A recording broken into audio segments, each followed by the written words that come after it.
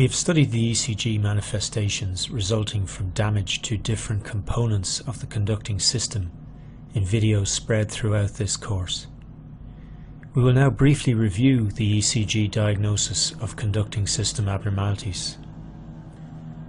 Damage to the AV node or diffuse damage to multiple components on the right and left sides of the intraventricular conducting system impairs the transmission of atrial depolarization into the ventricular myocardium, manifesting as AV block on the ECG. AV block may be first, second or third degree. Isolated damage to the main body of fibres in one of the branches of the bundle of His results in left or right bundle branch block on the ECG. The PR interval is normal as depolarization is initiated in good time on the unaffected side of the heart. However, the QRS complexes are wide as depolarization travels slowly through the affected chamber outside the conducting system.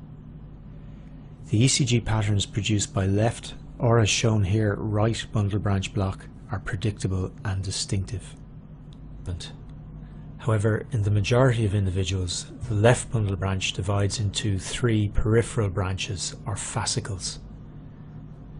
The two major subdivisions of the left bundle branch, the left anterior fascicle and the left posterior fascicle, depolarize the walls of the left ventricle. Because of extensive anastomoses between these systems within the walls of the left ventricle, when one of these major branches is damaged, the QRS complex duration remains within the normal range. However, the altered pattern of flow within the left ventricular wall manifests on the ECG as a shift in the cardiac axis. Left anterior fascicular block results in left axis deviation, while the more unusual left posterior fascicular block results in right axis deviation. As outlined in earlier videos, damage to components of the conducting system occurs secondary to many different pathologies.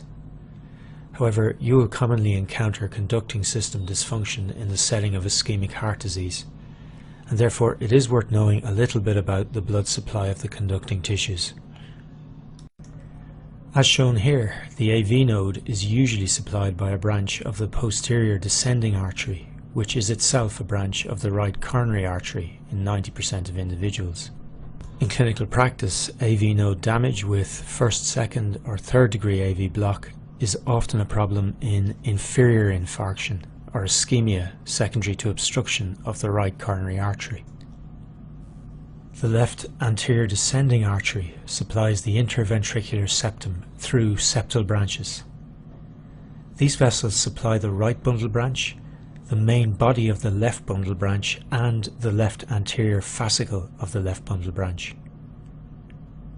Anterior myocardial infarction may therefore result in blockage of conduction in either the right or left bundle branches, resulting in new onset right or left bundle branch block on the ECG, while left anterior fascicular block developing in anterior MI will give rise to left axis deviation on the ECG. In very extensive anterior infarction resulting from obstruction of the left anterior descending artery proximal to the origin of the septal branches, both the right and left side of the intraventricular conducting system may be damaged, resulting in AV block on the ECG, a very poor prognostic sign in anterior MI.